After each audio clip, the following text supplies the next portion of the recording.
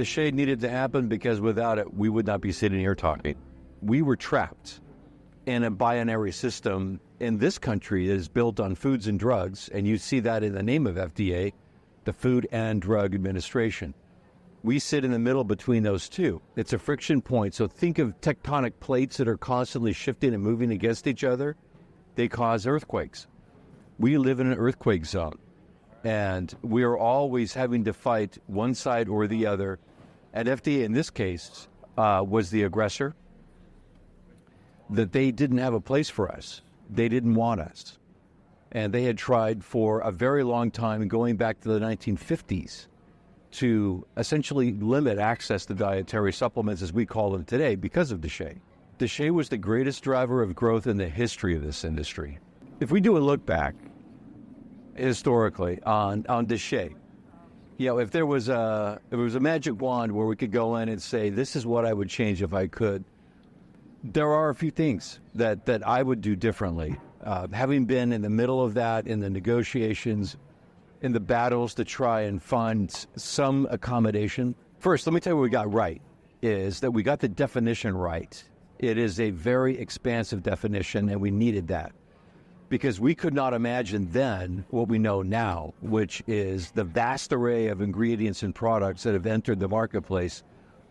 And you go back to 94, it was a very different time in terms of what was available. We didn't make it up. That was an existing law from something called the Proxmire Amendment of 1976. Part of the genius of DSHEA was we tried to build it on a foundation of existing law, and that was the key part of that foundation, was that definition of what is a dietary ingredient, the vitamin, mineral, herb, amino acid, or, and here's the genius, any other ingredient intended to supplement the diet. And it's based on what you, the consumer, think that ought to be. That can be a lot of things. Fortunately, we didn't take that narrow focus point. It would have been easy to pass a DSHEA like that. But the easy stuff was not at risk. It wasn't vitamins and minerals. Sometimes that has been what people thought DSHEA was about. It was about botanicals, fish oil, probiotics, mushrooms, some of the things we didn't know that we were fighting for. That we got right. The complicators were things like new dietary ingredients. That was hard. It came in very late in the game. It was an issue raised literally at the last moment when the pressure was incredibly intense. Time was running out. And it was presented by the members of Congress that were trying to protect pharmaceutical interests, as they could see that at some point there would be a convergence, that in that binary world we talk about, that we were going to bump up against the pharmaceutical side. What do we see with CBD? We bumped up against the pharma side.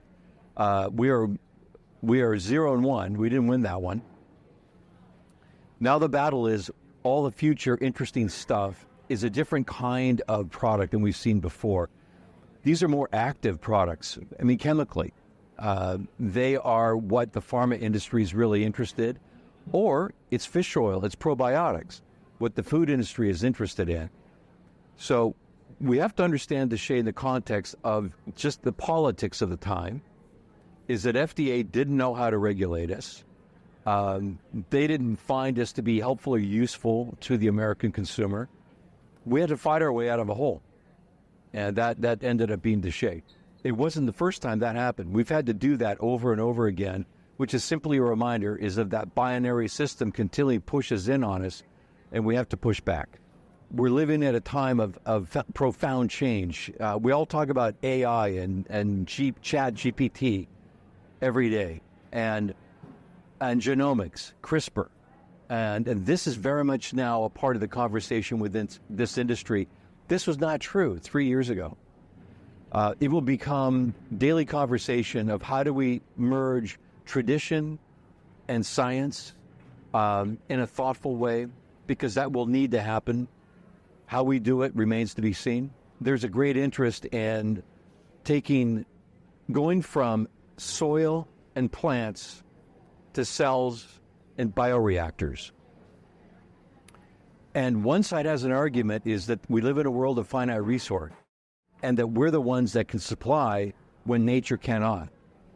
Maybe it's a compromise, is that we go to nature. We have to be a defender and protector. I think we can do far more in that respect. But at some point, we have to reconcile faith and reason, science and heart. And that'll be a continuing problem. We've always had that problem, but this is now in a whole new context that none of us have ever seen. This is a global experiment. Nobody knows how it's going to turn out.